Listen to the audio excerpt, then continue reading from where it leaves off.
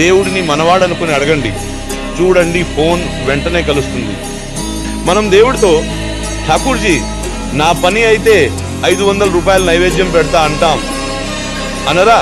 అలా కాదు, అలా పని అవ్వదు.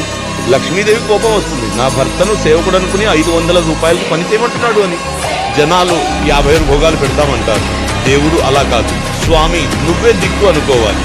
ప్రభు నువ్వే సంసారాన్ని ఇచ్చావు, ఇదిగో సమస్య, స్వామి నీకు నచ్చినట్లు చెయ్యి, నువ్వు తప్ప ఎవరూ లేరు. ఇలా మనవాడిలా దేవుడితో మాట్లాడాలి.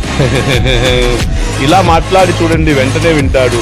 కానీ మనం పూల బంగ్లా కట్టిస్తాం, నైవేద్యం పెడతామంటే అప్పుడు ఆ దేవుడిని మీరులా చూస్తున్నారంటే డబ్బులు ఇచ్చి పని చేయించుకున్నట్టు. డబ్బులు ఇస్తా ఈ పని చెయ్యి అన్నట్టుగా.